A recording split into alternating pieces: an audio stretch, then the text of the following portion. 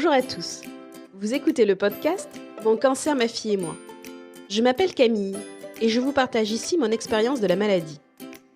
Moi, je m'appelle Charlotte.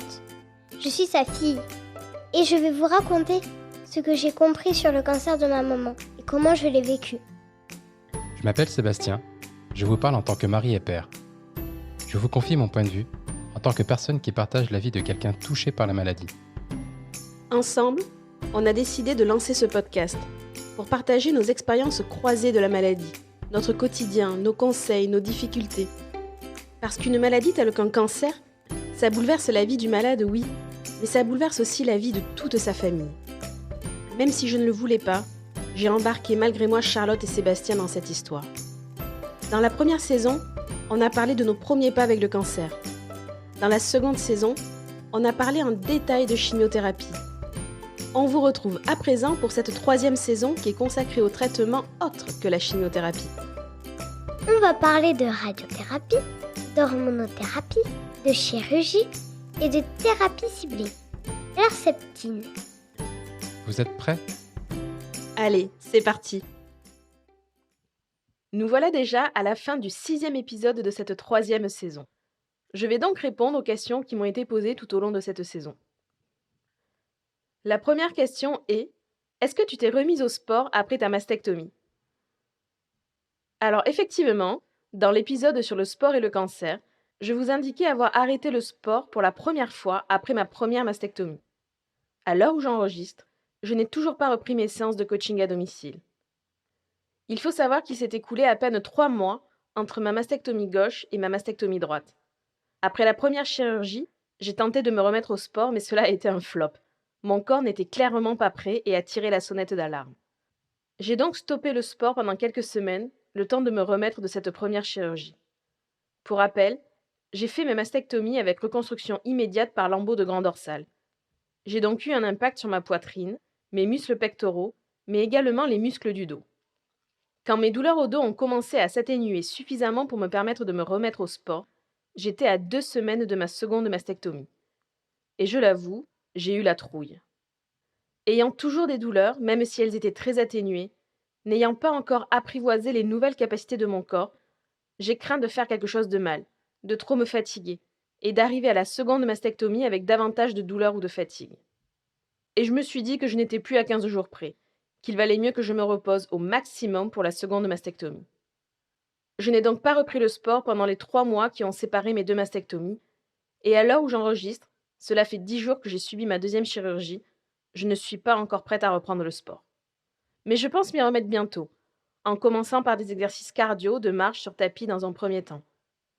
Je réattaquerai le cross-training dans un second temps.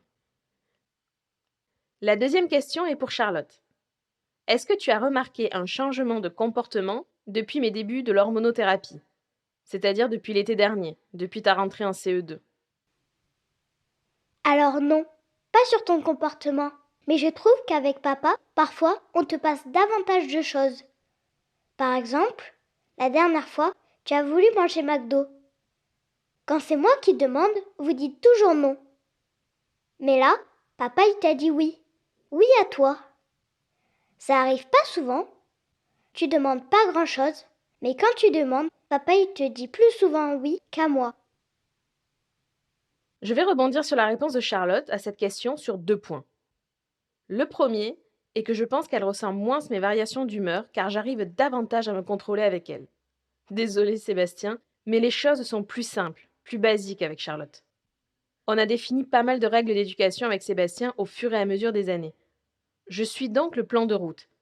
Et si on s'éloigne de temps en temps, j'arrive facilement à faire la différence entre ce qui est bien ou mal. Avec Sébastien, dans notre couple, c'est différent. En plus, on travaille ensemble. Alors la majorité de nos discussions sont remplies de nuances. On échange énormément. Tout ne peut pas être noir ou blanc. Et c'est dans ces moments-là qu'il est plus difficile pour moi de me contrôler. Le deuxième point, c'est que j'avoue que la réponse de Charlotte me fait mal au cœur. Elle a l'impression qu'on me passe davantage de choses à présent. Je pense que ça vient du fait que, comme beaucoup de mères, j'ai fait passer ma fille et mon mari avant moi pendant des années. Et sur le fond, c'est toujours un peu le cas. Mais la maladie m'a aussi fait prendre conscience que je pouvais aussi, de temps en temps, me faire passer en premier, car trop s'oublier, ce n'est pas bon sur du long terme. Et chez moi, cela se traduit par des choses du quotidien. Parfois, j'impose un repas qui me fait plaisir. Maintenant, il m'arrive de choisir une émission de télé que j'aime, sans chercher le consensus pour tout le monde. Par contre, je n'ai toujours pas passé le cap d'écouter la musique que j'aime sur l'enceinte de la maison. Vous voyez, la majorité du temps, on écoute un consensus de musique qu'on apprécie globalement tous les trois. Parfois, on écoute la musique de Charlotte, parfois la musique de Sébastien. Mais jamais, si Sébastien ou Charlotte sont à la maison avec moi, vous n'entendrez ma musique à moi. C'est aussi pour cette raison que j'aime autant les casques audio. Cet exemple, c'est pour replacer les choses dans leur contexte. Alors oui, j'admets que je ne culpabilise pas d'avoir voulu manger un McDo en 6 mois. Mais le fait que cela ait à ce point marqué Charlotte me fait dire qu'il faut qu'on revoie certaines choses dans notre dynamique familiale. La maladie a bouleversé pas mal de choses, en mal, mais certaines choses en bien également, en redistribuant certaines cartes. Qu'est-ce que j'ai raté pour que mon mari et ma fille pensent qu'il me passe quelque chose quand je choisis un repas en 6 mois ou une émission de télé de temps en temps? À quel moment ils pensent qu'ils doivent à ce point avoir un avis et un aval sur chaque décision aussi insignifiante de ma vie? Cancer ou pas d'ailleurs. Cette question remue pas mal de choses en moi, je dois le reconnaître. Je n'avais pas identifié de déséquilibre dans nos relations familiales avant, mais le cancer a mis en évidence certaines choses. Mais clairement, autant je culpabilise pour ce que je fais vivre à Charlotte et Sébastien avec le quotidien de mes traitements, avec la peur qu'ils ont eue tous les deux que je les quitte, autant il est à présent hors de question que je culpabilise car j'aimerais manger un McDo ou regarder une émission de télé. Je ne peux pas passer ma vie à m'excuser d'être malade, même si j'ai tendance à le faire et à le penser. Je lutte énormément contre ça.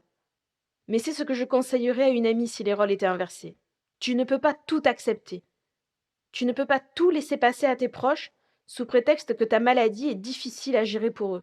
Ce n'est pas de leur faute, mais ce n'est pas de la tienne non plus. Tu fais de ton mieux et c'est déjà énorme.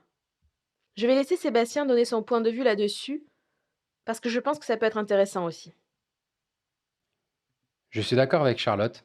Depuis la maladie, ce n'est pas qu'on te passe davantage de choses, mais c'est que quand tu exprimes un choix, on a tendance à plus t'écouter et à le prendre en compte comparé à avant. Je voulais rajouter que le fait que Charlotte a peut-être plus constaté mon changement à moi que le tien. C'est-à-dire que je prends plus en compte ton choix que simplement celui de Charlotte et le mien comme dans le passé. J'imagine que le fait que tu aies frôlé la mort m'a fait prendre conscience qu'il fallait que tu exprimes tes besoins au quotidien et qu'il fallait davantage les satisfaire. Une autre question. Camille. Cela fait plusieurs mois que tu as eu ta chirurgie des ganglions axillaires. Est-ce que tu as encore des douleurs? As-tu eu un lymphodème? Alors là, cela fait 10 mois qu'on m'a prélevé les ganglions. Il y a quelques mois, j'ai eu une mastectomie du côté de la chirurgie des ganglions. Donc la zone a quand même été pas mal sollicitée, voire meurtrie. Pendant plusieurs mois, j'avais des lourdeurs dans le bras. La mastectomie a eu un véritable effet curatif pour moi. J'y reviendrai dans un prochain épisode. Les drainages lymphatiques, chaque semaine avec une kiné, aident pour beaucoup également. À l'heure actuelle, je n'ai pas eu de lymphodème. Je fais quand même très attention à mon bras encore au quotidien. Question mobilité, je dirais que j'ai récupéré ma mobilité en totalité. Les séquelles que j'ai actuellement sont liées à ma mastectomie. Il m'est difficile de faire précisément la distinction entre les deux, mais je dirais qu'à l'heure actuelle, je n'ai plus de douleurs liées à la chirurgie des ganglions. La dernière question est adressée à la fois à Sébastien et à moi. Une fois les traitements finis, en dehors de l'hormonothérapie, la peur de la récidive est-elle présente? Comment la gérez-vous? Alors oui, bien sûr, la peur de la récidive est présente. Pour moi, cela aussi en fonction des périodes. Soit j'y pense, mais j'arrive à me contrôler en me disant que d'y penser ne sert à rien, qu'il ne faut pas anticiper. Soit je n'y pense pas du tout, et ça m'arrive de plus en plus souvent, ça c'est chouette. Soit j'y pense, et cette peur me paralyse parfois. Là, ce sont des moments difficiles. Je me sens très seule, parce que rien ni personne ne peut m'apaiser. Même pas Sébastien, qui essaie pourtant. Je ne peux qu'attendre que ça passe. Et en général, le lendemain, ça va mieux. Ce qui me fait passer d'une situation à une autre, ce ne sont pas des examens de contrôle ou même une discussion avec quelqu'un. C'est ce que je ressens dans mon corps. Si je n'ai aucune douleur, je ne penserai pas à une récidive. Si j'ai des crampes abdominales, alors là, au lieu de penser à un problème banal, je pense forcément à une récidive. Si j'ai mal à une dent, je ne vais pas penser à une carie. Je vais penser à un nouveau cancer. Ma position sur la récidive et la peur de la récidive est différente d'un jour à l'autre. C'est un élément avec lequel je dois encore composer et apprendre à vivre avec. Mais j'ai de la chance sur ce point parce que Sébastien m'aide beaucoup de ce côté. Il a un avis bien arrêté sur la question. J'aime bien ta remarque car effectivement je pense être assez différent sur ce point-là. C'est peut-être plus facile pour moi car je suis simplement l'aidant dans l'histoire. Mais je trouve que de penser à la récidive ne peut apporter qu'anxiété et inquiétude dans notre quotidien.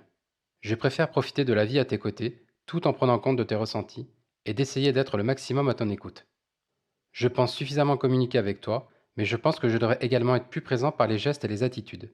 Quand tu me fais part de tes inquiétudes, la discussion ne suffit peut-être pas à te rassurer et des gestes pourraient être parfois plus appropriés. Voilà, nous en avons fini avec cette foire aux questions de la saison 3. On espère avoir répondu de manière complète à vos questions. Vous pouvez continuer à nous en poser par mail ou via les réseaux sociaux. Nous y répondons toujours au mieux. La semaine prochaine, on se retrouve pour un petit teaser de la prochaine saison, la saison 4, qui sera consacrée justement à la mastectomie. Merci de nous avoir écoutés jusqu'à la fin. J'espère que cet épisode vous a intéressé. Pour ne rater aucun épisode, je vous invite à vous abonner directement au podcast Mon cancer, ma fille et moi sur votre plateforme d'écoute préférée. Pour nous soutenir, vous pouvez également y laisser un avis et un commentaire. Pour du contenu supplémentaire, rejoignez-nous sur notre page Instagram. Si vous avez dans votre entourage des personnes qui peuvent être intéressées par notre histoire, n'hésitez pas à partager pour que nos voix puissent atteindre ceux qui sont dans la même situation que nous.